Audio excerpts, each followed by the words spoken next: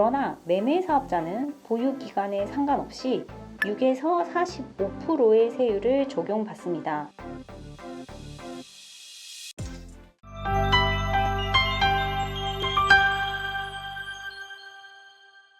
안녕하세요, 부자노트입니다. 오늘은 실제로 부동산 매매 사업자가 절세에 유리한지 알려드릴 텐데요.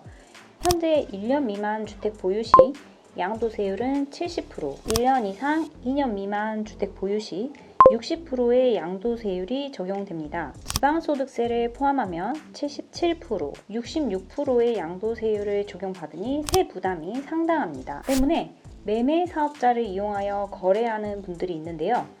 이럴 경우 주택을 양도하면서 발생하는 차익은 양도소득세가 아닌 사업소득으로 과세합니다. 그렇게 되면 양도소득세율이 아닌 종합소득세율이 적용되고 이때는 2년 이상 보유 조건이 붙지 않습니다. 양도 차익에 따라 6에서 45%의 세 부담을 하면 됩니다. 양도소득세 기본세율을 한번 볼까요? 보다시피 양도세 기본세율을 적용받으려면 최소 2년 이상은 보유해야 합니다. 그러나 매매 사업자는 보유 기간에 상관없이 6에서 45%의 세율을 적용받습니다. 양도세 기본세율과 동일한데요. 같은 부동산인데 왜 다른 세율을 적용할까요? 바로 부동산을 매매하는 사람들은 양도소득, 급여생활자는 근로소득, 사업을 하는 사람들은 사업소득으로 소득을 구분하기 때문입니다. 부동산 매매 사업자는 부동산 매매를 전문적으로 하기 위해서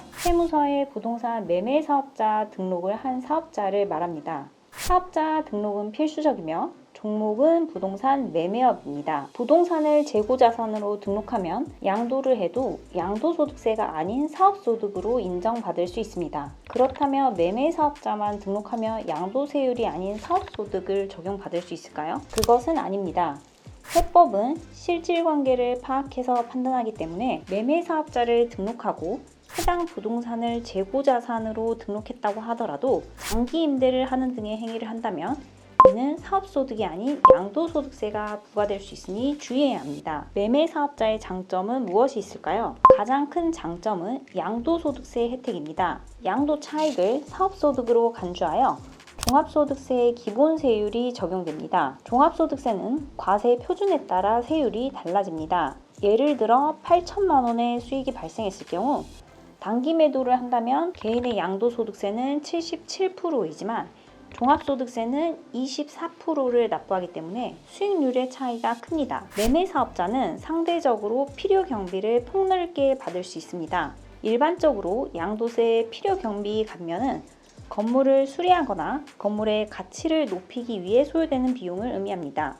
매매사업자는 복리후생비, 차량 유지비, 수선비 등이 필요경비로 인정되기 때문에 경비의 범위가 일반 개인보다 넓습니다. 즉, 양도세에서는 보일러 교체, 샤시 교체 등 자본적 지출만 경비 처리가 가능했다면 매매사업자는 사업과 관련만 있다고 하면 폭넓게 경비를 인정받을 수 있다는 거죠. 추가로 매매사업자는 본인이 거주하고 있는 주택을 제외하고 나머지를 모두 매매용을 위한 재고자산으로 등록할 수 있습니다. 해당 거주주택 매각 시 재고자산은 주택수가 제외돼서 거주주택 비과세가 가능할 수 있습니다. 대신 부동산 매매 사업자도 단점이 있습니다. 국민주택규모 85제곱미터를 초과한 주택을 매도할 경우에는 부가가치세를 납부해야 합니다. 매매 사업자로 부동산을 매매하는 것이기 때문에 부가세가 발생되며 건물분의 10%에 대해서 부가세가 발생합니다. 매매 사업자로 등록을 했더라도